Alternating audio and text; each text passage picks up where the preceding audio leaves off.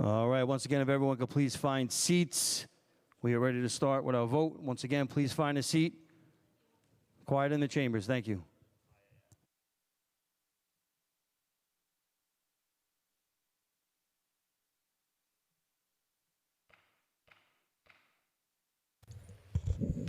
Good morning and welcome to the first of two hearings of the Committee on Transportation and Infrastructure this morning.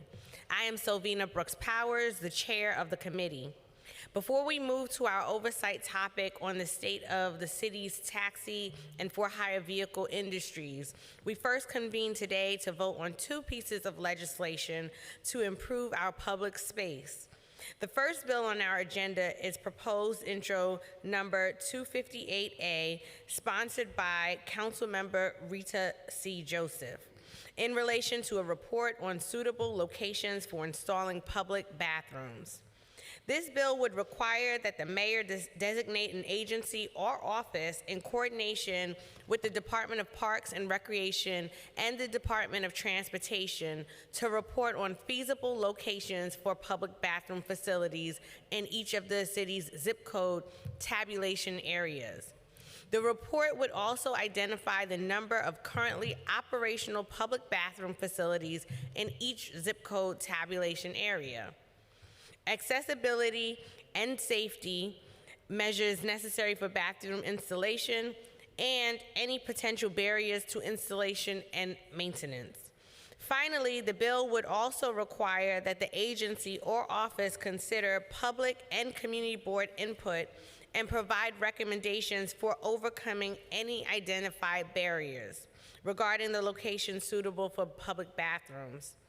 Lack of access to public bathrooms is an issue that affects us all, but especially older New Yorkers, people with disabilities, delivery workers, and cab drivers. As of December 2021, there were only around 1,100 public restrooms in the city, with the majority of those clustered within our parks. In a city that has almost 9 million residents and millions more that come to work or visit, this is simply not enough.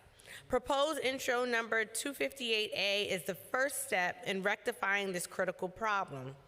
The second bill that the committee will vote on is proposed intro 291A, sponsored by Councilmember Carlina Rivera and myself, in relation to a citywide greenway plan. This proposed bill would require the Department of Transportation and the Department of Parks and Recreation to develop a plan for the development of greenways in the city, including identifying locations feasible for development into a greenway, opportunities for integrating green infrastructure into the network, and the creation of a map that displays the status of existing and future greenways.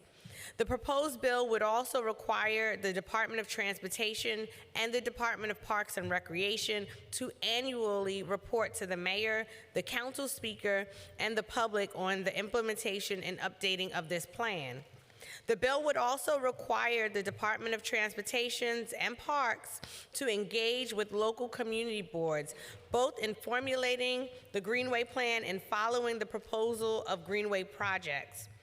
Over the last several years, the COVID-19 pandemic has shown us the positive impact that open spaces and greenways have had on our health and mental health. They also play a pivotal role in providing access to safe, low-emission transportation options. The citywide Greenway Plan required in proposed intro number 291A will create a comprehensive vision for a greenway network that links our neighborhoods and encourages the use of green transportation modes. At this time, I will read a statement from Councilmember Rita Joseph.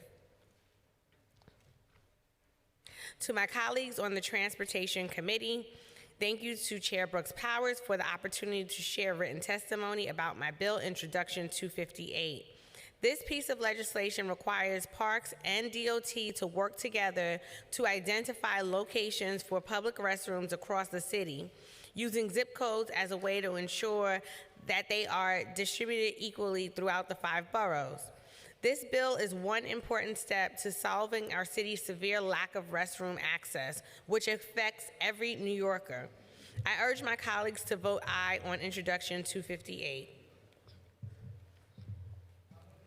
Now, I will call on Councilmember Rivera to make an opening statement on her bill. Thank you so much, Madam Chair, for your leadership and for the opportunity to speak before the committee. I'm so proud to be championing Intro 291A alongside such an important ally and leader in this policy space, Councilwoman and Majority Whip Sylvina Brooks Powers.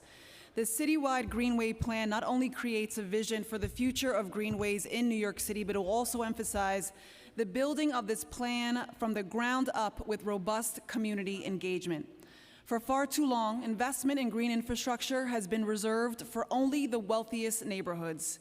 This bill seeks to disrupt that pattern and ensure every neighborhood and every borough is involved in the development of a citywide plan.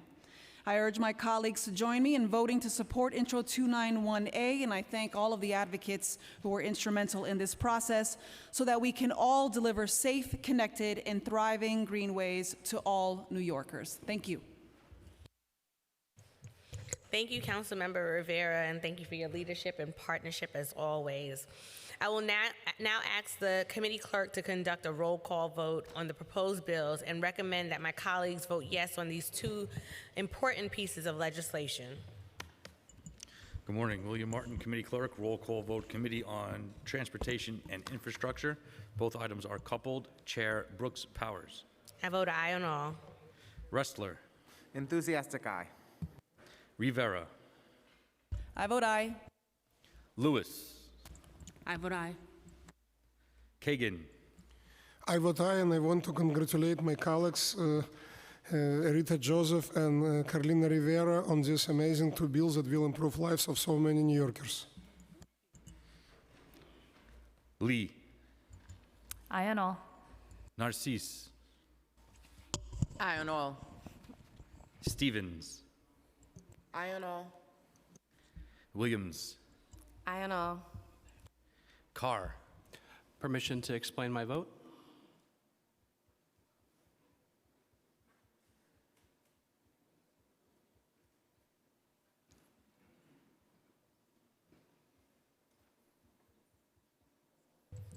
Go ahead. Thank you, Madam Chair. The Greenway legislation is wonderful. We have a Greenway on Staten Island that we're blessed to have, and it's only criticism that I've heard is that it ends. And so I'm happy to hear about possibilities of expanding it as well as seeing more of them built in our sister boroughs.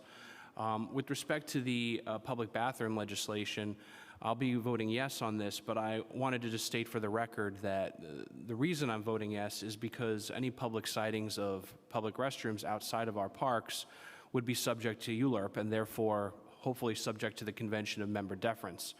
We don't have a need for public restrooms outside of our parks in Staten Island, and so I am glad to see that we're also considering citing additional comfort stations in our parks or improving upon the ones that we have.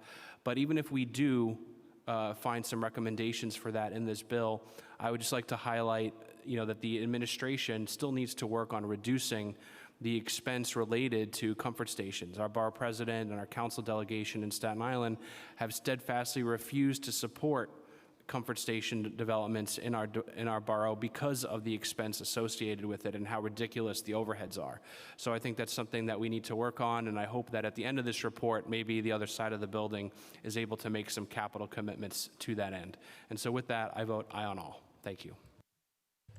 Thank you.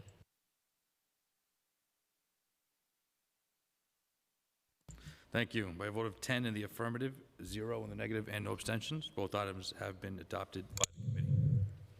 Thank you. And with that, we are holding the vote open.